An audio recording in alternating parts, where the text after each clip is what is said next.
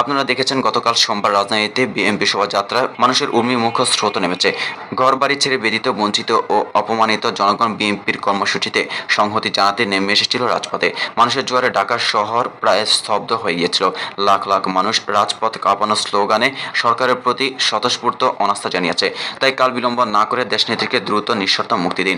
যে আজ থেকে বিএনপির 41তম প্রতিষ্ঠা বার্ষিকীতে কি আমরা সিদ্ধান্ত নিতে পারি আমাদের নেতা শহীদ রাষ্ট্রপতি জিয়াউর রহমান বাংলাদেশী জাতীয়তাবাদের জাতির পিতা।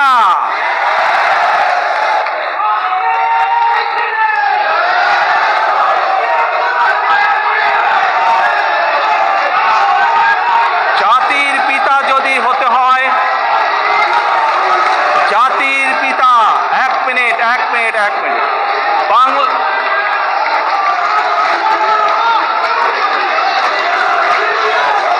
আমাদের নেতা, এক মিনিট এ ভাই শ্রমিক দল বসো, কথা শুনো, বসো। আমাদের নেতা শহীদ রাষ্ট্রপতি জিয়াউর রহমান শুধু বাঙালি জাত না, বাঙালি সহ 55,126 বর্গ মাইলের মধ্যে যতগুলো জাতি বাস করে, যারা বাংলাদেশি জাতির পরিচয় বহন করে, যারা নিজেদেরকে বলে বাংলাদেশি হিসাবে পরিচয় দেয় যারা, তাই সেই বৃহৎ জনগোষ্ঠীর জাতির পিতা, বাংলাদেশি জাতীয়তাবাদের জাতির পিতা। আমরা কি আজকে সকলে মিলে এই প্রস্তাব গ্রহণ করতে পারি? তা আমি বলেছি। এখন আপনাদের সামনে আমি, মন দিয়ে শুনবেন, আমি একটি প্রস্তাব উপস্থাপন করতে চাই।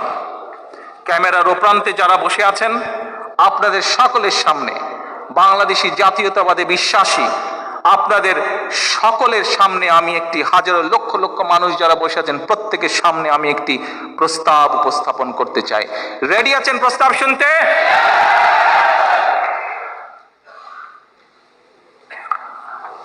আপনাকে যদি আমি জিজ্ঞেস করি আপনার পরিচয় কি, কি বলবেন? কোন দেশি মানুষ আপনি? বাংলাদেশি, অর্থাৎ আপনি বাংলাদেশি। আপনার জাতীয়তা কি? বাংলাদেশি, অর্থাৎ আপনি বাংলাদেশি বাঙালি, রাইট? বাংলাদেশি বাঙালি। আমাদের বাংলাদেশে কি বাংলাদেশি কিন্তু অন্য কোনো জাতি বা অন্য ভাষার কি মানুষ আছে? কে আছে বলেন? কেন চাকমারা বাংলা কথা বলে না? এক মিনিট, একজন চাক মানে কি বাংলা বলে? আরে ভাই, ওটা কি ওদের ভাষা? তো ওদের ভাষা কি? ওরা কি বাঙালি জাতি? আর কে আছে? চাকমার পরে কে আছে? বার্মা আছে। আর কে আছে? এরা কি বাঙালি জাতি না অন্য জাতি? হ্যাঁ, অন্য জাতি না বাঙালি? আমরা তো বাঙালি জাতি, তাই না? কিন্তু ওরা কি অন্য জাতি? ওকে, হ্যাঁ ঠিক আছে, আদিবাসী, তার মানে ওরা অন্য জাতি। এইভাবে হ্যাঁ, মণিপুরি আছে, সাঁওতাল আছে, বার্মা আছে, বিভিন্ন জাতের মানুষ বাংলাদেশে আছে। তারা হয়তো এখন বাংলা শিখেছে।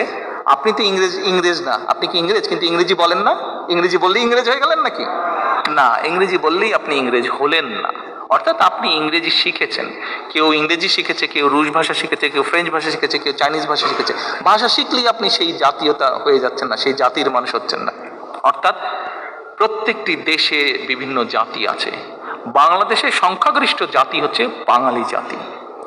কিন্তু দেশ স্বাধীনের পরে আমরা দেখলাম এই যে আজকে স্বৈরাচারী দল আওয়ামী লীগ নামক যে স্বৈরাচারী দলটা, এরা জাতিকে বিভক্ত করে ফেললো। এরা বলল এরা বাঙালি, অন্য যেই জাতিগুলো আছে হতে পারে তারা ক্ষুদ্র জাতি, কিন্তু সেই জাতির মানুষগুলোও তো বাংলাদেশের স্বাধীনতা যুদ্ধে অবদান রেখেছে, রাখেনি? রেখেছে তারা বাংলাদেশের স্বাধীনতা যুদ্ধে অবদান। সেই জাতির মানুষগুলোর মধ্যেও যারা শিক্ষিত মানুষ, তারা কি শিক্ষার ক্ষেত্রে অবদান রাখেনি? রেখেছে তারা। শিক্ষার ক্ষেত্রে অবদান।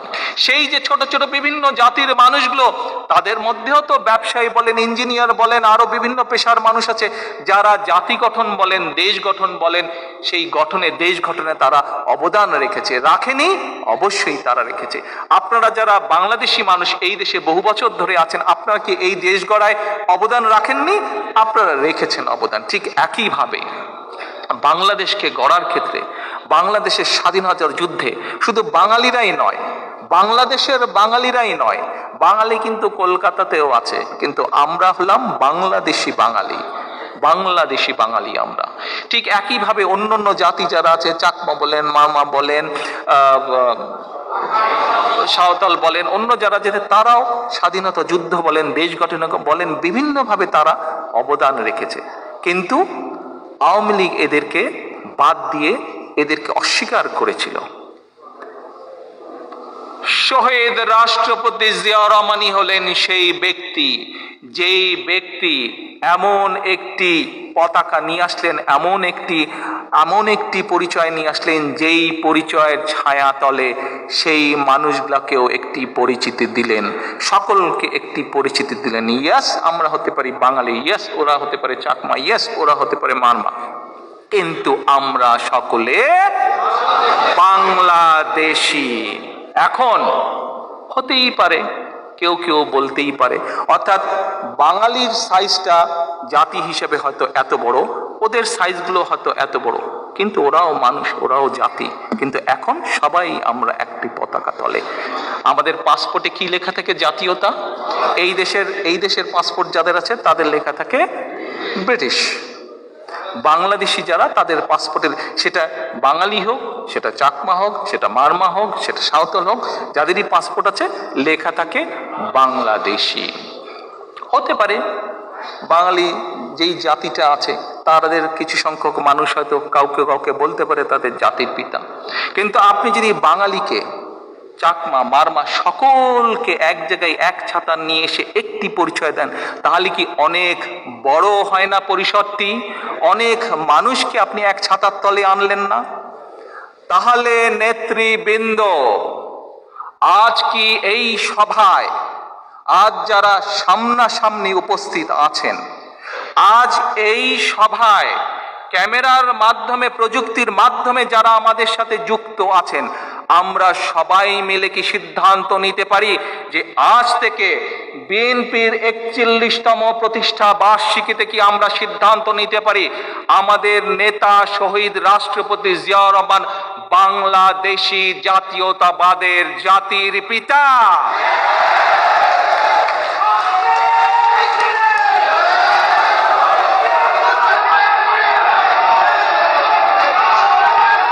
জাতির পিতা যদি হতে হয়,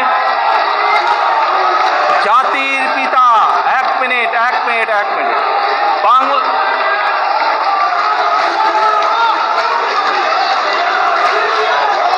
আমাদের নেতা, এক মিনিট, এই ভাই শ্রমিক দল বসো, কথা শুনো, বসো। আমাদের নেতা শহীদ রাষ্ট্রপতি জিয়াউর রহমান শুধু বাঙালি জাত না, বাঙালি সহ 55,126 বর্গ মাইলের মধ্যে যতগুলো জাতি বাস করে, যারা বাংলাদেশি জাতির পরিচয় বহন করে, যারা নিজেদেরকে বলে বাংলাদেশি হিসাবে পরিচয় দেয় যারা, তাই সেই বৃহৎ জনগোষ্ঠীর জাতির পিতা, বাংলাদেশি জাতীয়তাবাদের জাতির পিতা। আমরা কি আজকে সকলে মিলে এই প্রস্তাব গ্রহণ করতে পারি? তাহলে আজকে থেকে সিদ্ধান্ত হলো, শহীদ রাষ্ট্রপতি জিয়াউর রহমান বাংলাদেশি জাতীয়তাবাদের জাতির পিতা। আল্লাহ হাফেজ, বাংলাদেশ জিন্দাবাদ। মুখে তারা গণতন্ত্র বলে, কিন্তু বাকশাল তারা করতে চায়, এবং বাকশাল করে 1974 সালে তারা বন্ধ করেছিল মানুষের অধিকার, মৌলিক অধিকার। বাকশাল করে তারা কেড়ে নিয়েছিল মানুষের মৌলিক অধিকার, কেড়ে নিয়েছিল মানুষের। এই জন্যই তারা কখনোই মনের আসল কথা বলে না, কিন্তু তাদের মনের আসল কথা হচ্ছে বাকশাল। আজ আমি নতুন প্রজন্মের সকল বন্ধুদেরকে বলবো, তোমাদেরকে একটু কষ্ট করতে হবে, কষ্ট করে তোমাদেরকে বের করতে হবে কি ছিল সেই বাকশাল। 1974 সালের 4th অ্যামেন্ডমেন্ট বা বাকশাল কি ছিল তোমাদেরকে আজকে বের করতে হবে, কারণ এটি তোমাদের জন্য এই জন্য দরকার, তোমাদের ভবিষ্যতের জন্য দরকার। আজ যদি বাকশাল থাকে, আজ যদি বাকশাল হয়, তাহলে নতুন প্রজন্মের আগামী ভবিষ্যৎ অন্ধকার, এবং তোমাদেরকে তোমাদের ভবিষ্যৎই গড়তে হবে। তোমাদেরকে তোমাদের ভবিষ্যৎ গড়ে তোলার জন্য তোমাদেরকেই এগিয়ে আসতে হবে, প্রতিবাদ করতে হবে, প্রতিরোধ করে তুলতে হবে।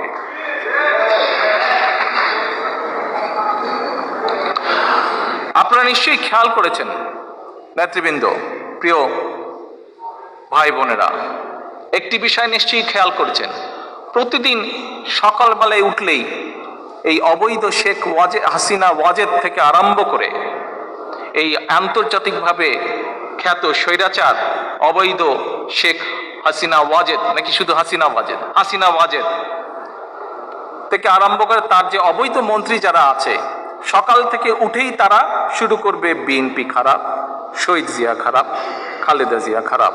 এদের কোনো সমর্থন নাই, বিএনপির জনসমর্থন নেই, শহীদ জিয়ার জনসমর্থন নেই, খালেদা জিয়ার জনসমর্থন নেই। ভালো কথা, জনসমর্থন নেই। তো জনসমর্থন নেই তো আপনাদের তো মাথা ব্যথার কারণটা কি?